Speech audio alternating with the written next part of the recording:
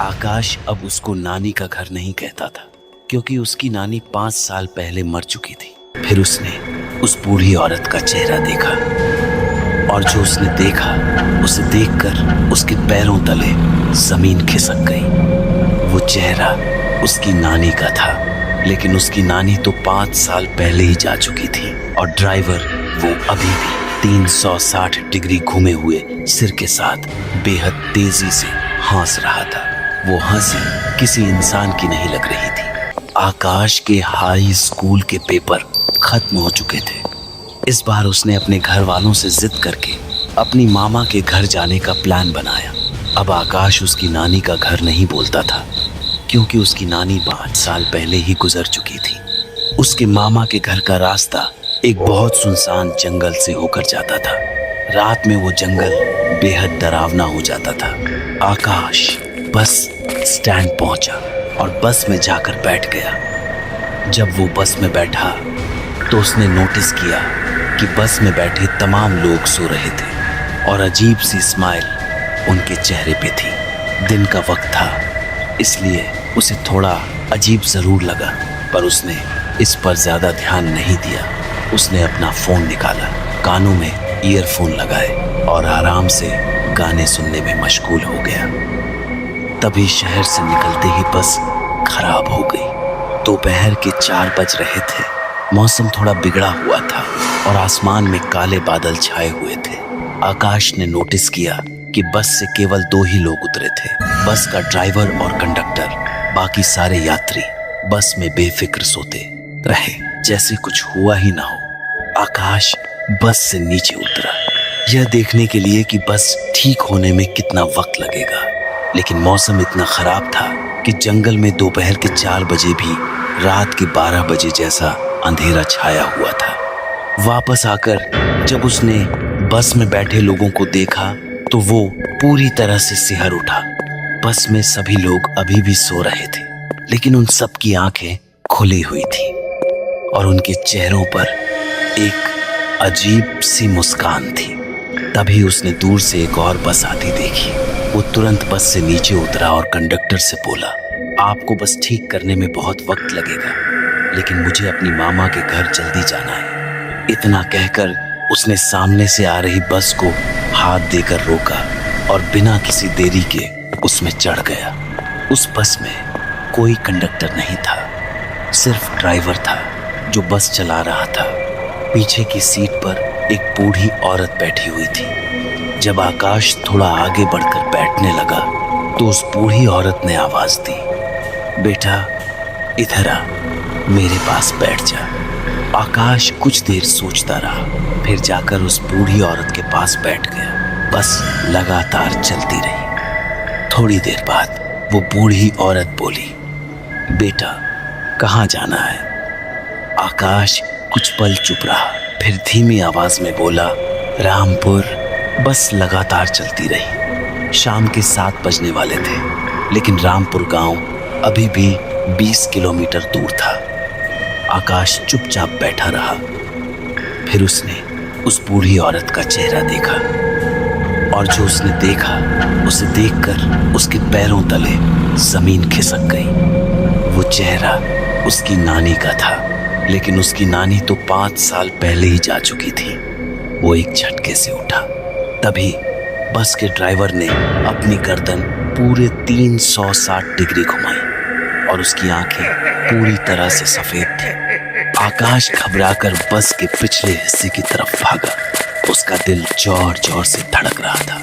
वो बूढ़ी औरत, उसकी मरी हुई नानी, धीरे से बोली, बेटा डरो नहीं, मेरे पास आओ, मैं तुम्हारी नानी हूं। उसकी आवाज वही थी, वही पुरानी जानी पहचानी आवाज, लेकिन आकाश की सांसें रुकी जा रही थी और ड्राइवर वो अभी भी 360 डिग्री घूमे हुए सिर के साथ बेहद तेजी से हंस रहा था।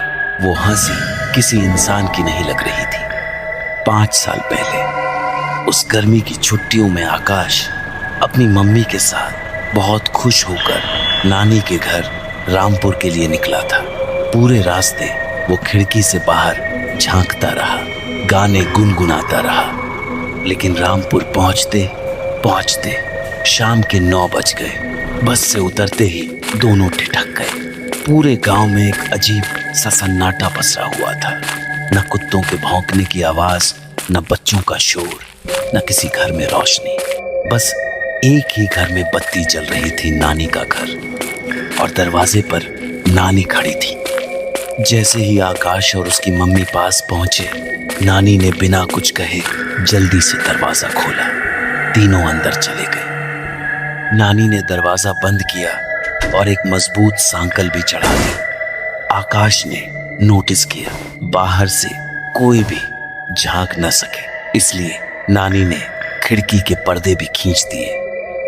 फिर नानी बोली, और उनकी आवाज में वो पुरानी गर्मजोशी नहीं थी। मुझे थोड़ी थकान है, मैं सोने जा रही हूँ।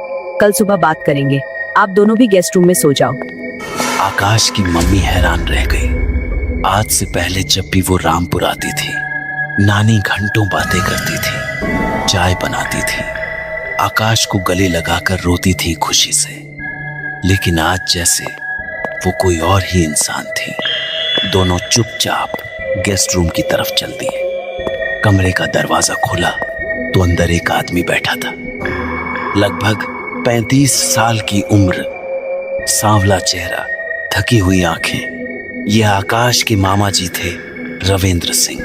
अभी तक उनकी शादी नहीं हुई थी। आकाश की मम्मी ने रविंद्र को देखते ही पूछा, भैया, गांव में क्या हुआ है? इतना सन्नाटा मैंने आज तक नहीं देखा। और मम्मी जी को क्या हुआ है? कुछ बात भी नहीं। रविंद्र कुछ देर चुप रहे। उनकी नजरें दरवाजे की तरफ गई, जैसे देख रहे हों कि कोई सुन तो नहीं रहा। फिर धीमी आवाज में बोले, आओ बैठो, मैं बताता हूँ। आकाश और उसकी मम्मी दोनों बैठ गए, सांस रोककर सुनने के लिए।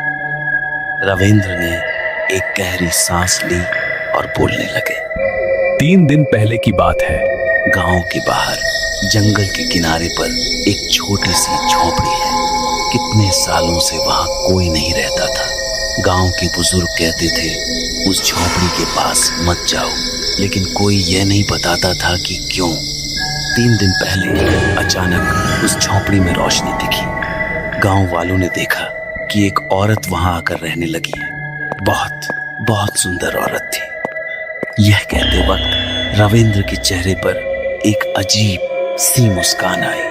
वो मुस्कान जो अपनी मर्जी से नहीं आई थी, जैसे किसी ने जबरदस्ती खींच दी हो।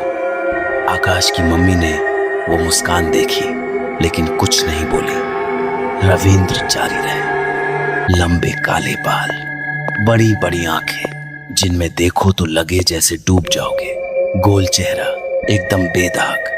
गांव में जिसने भी उसे पहली बार देखा, बस देखता ही रह गया। तभी कमरे के दरवाजे पर बहुत जोर जोर से खट खट की आवाज आने लगी, और साथ में नानी की आवाज भी आ रही थी, जो बहुत जोर जोर से चिल्ला रही थी, आकाश, आकाश, आकाश। आकाश ने बिना एक पल की देरी किए बहुत जल्दबाजी में कमरे का दरवाजा खोला, और उसकी मम्मी भी घबराकर उसके पीछे पीछे दौड़ती हुई बाहर आ गई। नानी दरवाजे पर खड़ी थी और उनके पूरे चेहरे पर बहुत जोर से पसीना बह रहा था, जैसे वो किसी बहुत बड़े डर से गुजरी हो। नानी ने कांपती हुई आवाज में पूछा, तुम लोग अंदर किससे बात कर रहे थे?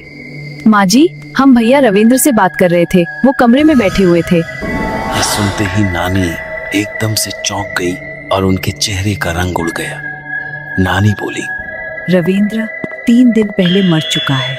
यह सुनते ही आकाश और उसकी मम्मी दोनों के पैरों तले जमीन खिसक गई, और उन दोनों के पूरे चेहरे पर एक साथ पसीना आ गया। आकाश घबराहट में चिल्लाया, क्या? लेकिन अभी तो वो हमारे सामने बैठे हुए थे और हमसे बातें कर रहे थे।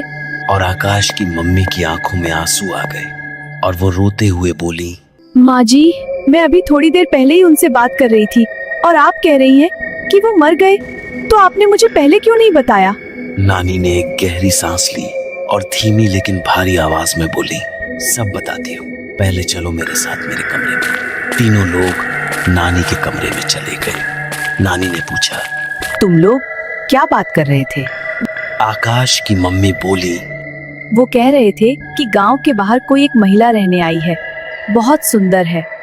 और जब वो उस महिला की बात कर रहे थे तो उनके चेहरे पर एक अजीब सी डरावनी हंसी थी। नानी बोली, हाँ, उसने सही बताया। और नानी बोलना शुरू करती है। गांव के बाहर एक छोटा सा झोपड़ी टाइप घर है जो कई सालों से बंद था। एक दिन उस घर में एक महिला रहने आई। वो महिला रात के 11 बजे गांव में चक्कर लगाया करती थी। एक रात रविंद्र जब बस लेकर घर आ रहा था तब उसकी नजर उस औरत पर पड़ी। रविंद्र को वो महिला बहुत ही सुंदर लगी और दोनों ने एक दूसरे को देखा। धीरे धीरे रविंद्र और उस महिला का मिलना जुलना होने लगा। रविंद्र रोज रात शहर से आते वक्त कुछ न कुछ उसके लिए लाता था। धीरे धीरे यह बात सभी गांव वालों को पता चल गई। मैंने उसको मना किया। वो घर कई 100 सालों से बंद है, पता नहीं वो महिला कौन है, उससे दूर ही रहो। लेकिन रविंद्र ने मुझसे लड़ाई की और उस महिला का साथ नहीं छोड़ा। एक दिन रविंद्र ने उस महिला से कहा, अब हमें शादी कर लेनी चाहिए, गांव में तो पता चल ही गया है। महिला बोली, मैं तुमसे शादी तो कर लूंगी, लेकिन तुम्हें मेरा एक काम करना होगा और मेरी एक कहानी सुननी पड़ेगी। रविंद्र बोला, सुनाओ, मैं तुम्हारा काम जरूर करूंगा। आज से 50 साल पहले मेरे माता पिता की शादी हुई थी। मेरे पिता का नाम हरि प्रसाद था और माँ का नाम कांता देवी था। हरि प्रसाद दूसरी बार कांता देवी को विदा लेकर अपने गांव जा रहे थे साइकिल से। दोनों को आते आते रात के 9 बज गए। अमावस की रात थी, गहरे बादल छाए हुए थे और हल्की हल्की बारिश हो रही थी। लेकिन ये सब एक सोची समझी योजना थी। हरि प्रसाद इसी गांव की एक महिला रानी देवी से बेहद प्यार करता था और उससे शादी करना चाहता था। लेकिन घर वालों ने उसकी शादी कांता देवी से करा दी। शादी तो हो गई, लेकिन हरि प्रसाद के दिल में रानी देवी के लिए प्यार जरा भी कम नहीं हुआ। दोनों चोरी छुपे मिलते रहे और धीरे धीरे उन्होंने मिलकर ये तय किया कि कांता देवी को रास्ते से हटाना होगा। हरि प्रसाद ने जानबूझकर दूसरी विदाई का मौका चुना और रास्ता इतना लंबा किया कि रात हो जाए। फिर उसी गांव में रानी देवी के घर रुकने का बहाना बनाया। कांता देवी को अपने पति पर पूरा भरोसा था, इसलिए उसे जरा भी शक नहीं हुआ। रात को जब कांता देवी गहरी नींद में सो गई तो हरि प्रसाद और रानी देवी ने मिलकर उस कमरे में आग लगा दी और कांता देवी उस आग में जलकर मर गई। महिला की आवाज अचानक बदल गई। मैं कांता देवी की बेटी हूँ। मेरी माँ को इसी गांव की एक औरत ने मेरे पिता के साथ मिलकर मारा था और अब मुझे इस गांव की सभी महिलाओं को मारना है। अगर तुम इस काम में मेरी मदद करोगे तो मैं तुमसे शादी करूंगी। रविंद्र उस महिला के प्रेम में इतना अंधा हो चुका था कि उसने यह तक नहीं सोचा यदि उसकी माँ की मृत्यु दूसरी विदाई में ही हो गई थी तो उसका जन्म कैसे संभव हुआ। रविंद्र उस महिला पर इस कदर पागल था कि उसने एक बार भी नहीं सोचा कि वो क्या करने जा रहा है। अगली रात जब वो बस लेकर आ रहा था तो रास्ते में गांव की एक औरत खेत से काम करके लौट रही थी।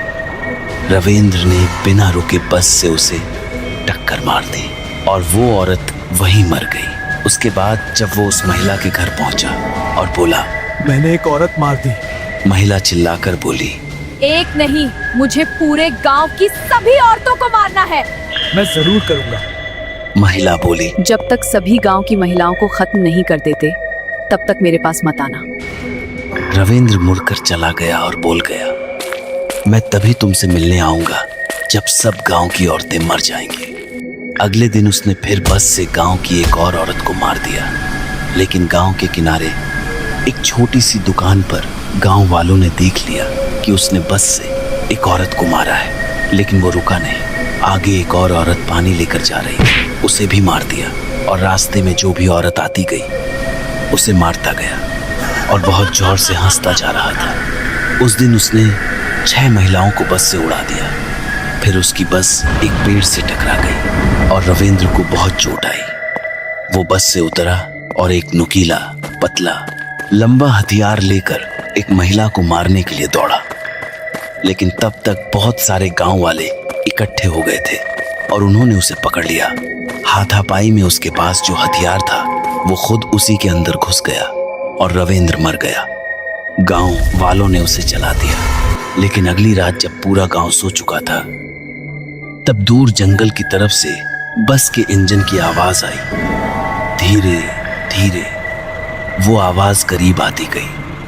गांव के कुत्ते एक साथ रोने लगे और फिर अचानक एकदम चुप हो गए, जैसे किसी ने उनकी आवाज ही बंद कर दी हो। वो बस गांव की गली में दाखिल हुई और उस बस के अंदर ड्राइवर की सीट पर रविंद्र बैठा था। उसका चेहरा जला हुआ था, आंखें लाल थीं और होठों पर वही डरावनी हंसी थी जो मरने से पहले थी। रविंद्र भूत बन चुका था और अब वो रोज रात उसी बस को लेकर आता था। वो गली गली घूमता, घरों के दरवाजे के बाहर रुकता और जब कोई औरत बाहर निकलती तो बस अचानक तेज हो जाती थी, चीख आती थी और फिर सन्नाटा छा जाता था। गांव की औरतें रात को घरों से निकलना बंद हो गई थी, लेकिन रविंद्र को इससे कोई फर्क नहीं पड़ता था। वो रुकता नहीं था, थकता नहीं था। हर रात आता था और हर रात एक नई चीख गांव की खामोशी को चीरती थी। नानी ने एक गहरी सांस ली और बोली, अब इस गांव में कोई नहीं बचा है, सिर्फ मेरे अलावा। यह सुनकर आकाश और उसकी मम्मी के चेहरे पर डर और पसीना एक साथ आ गया। नानी बोलती रही, और अब वो मुझे मारने आता है। आकाश की मम्मी का दिल बैठ गया। तभी दरवाजे पर जोर जोर से खटखट की आवाज आने लगी और बाहर से एक भारी आवाज गूंजी, रानी देवी बाहर आ, आज मरेगी तू। और तभी एक और आवाज आई, वो महिला जिससे रविंद्र प्यार करता था। दोनों आवाजें एक साथ चिल्ला रही थी। वो महिला अब एक आत्मा थी और वो चीख रही थी, तूने हरिप्रसाद के साथ मिलकर मेरी माँ को जलाया था, आज तेरी बारी है। यह सुनकर आकाश और उसकी मम्मी ने नानी की तरफ देखा और कांपती आवाज में बोले, यह क्या है? नानी बिल्कुल शांत थी। उन्होंने धीमी आवाज में कहा, तुम दोनों चुपचाप सो जाओ, ये दोनों कुछ देर चिल्लाकर वापस चले जाएंगे, ये रोज आते हैं। आकाश और उसकी मम्मी दोनों कमरे में चले गए। बाहर से रात भर गेट बजता रहा और चीखें आती रही, लेकिन धीरे धीरे सुबह होते होते सब शांत हो गया। सुबह होते ही आकाश के छोटे मामा शहर से गांव आ गए थे, क्योंकि उन्हें सब पता चल गया था। वो मामी को शहर में छोड़कर आए थे। सुबह होते ही आकाश और उसकी मम्मी अपने घर वापस चली गई। कुछ दिनों बाद खबर आई कि नानी एक रात घर के बाहर निकली थी और एक बस की टक्कर से उनकी मौत हो गई। गांव में उस वक्त कोई नहीं था जो देख सके। बस का कोई पता नहीं चला, ड्राइवर का कोई पता नहीं चला। लेकिन उस दिन के बाद उस गांव में कुछ नहीं हुआ। रातें शांत थीं, कोई आवाज नहीं, कोई चीख नहीं, जैसे सब कुछ खत्म हो गया हो। आकाश के छोटे मामा और मामी उसी गांव में रहने लगे और धीरे धीरे जिंदगी सामान्य हो गई। और आज 5 साल बाद आकाश अकेला अपनी मामी के घर जा रहा था। पेपर खत्म हुए थे, मन हल्का था, घर वालों से जिद करके निकला था, लेकिन अब वो उस बस में बैठा था। वही सुनसान जंगल का रास्ता, वही अंधेरा और सामने वो चेहरा, उसकी नानी का चेहरा जो 5 साल पहले एक बस की टक्कर से मर चुकी थी। और वो बस जिसमें आकाश बैठा था, उसका ड्राइवर अभी भी 360 डिग्री घूमे हुए सिर के साथ बेहद तेजी से हंस रहा था। नानी ने उसका हाथ पकड़ा। आकाश, ये जो बस चला रहा है, ये तेरा बड़ा मामा रविंद्र है। आकाश की सांसें रुक गईं। नानी बोलती रही, उस दिन जब तुम और तुम्हारी मम्मी घर वापस चली गई थी और तुम्हारा छोटा मामा गांव आ गया था, उसी रात रविंद्र और वो महिला जिससे वो प्यार करता था, उस दिन जब तुम और तुम्हारी मम्मी घर वापस चली गई थी और तुम्हारा छोटा मामा गांव आ गया था, उसी रात रविंद्र और वो महिला जिससे वो प्यार करता था। नानी की आवाज में दर्द था, लेकिन चेहरा शांत था। बाद में मुझे पता चला कि उस महिला ने रविंद्र को एक झूठी कहानी सुनाई थी और मुझे उसकी माँ का कातिल बता दिया था। उसका असली मकसद गांव की सभी महिलाओं को खत्म करना था, क्योंकि जब भी कोई महिला इस तरह मरती है तो वो बहुत ताकतवर हो जाती है और वो उस ताकत को अपने अंदर समेटती जा रही थी। तब से मैं इसी रास्ते पर बस में घूम रही हूँ, क्योंकि मुझे मुक्ति चाहिए। मैं अभी उस महिला के चुंगल में हूँ।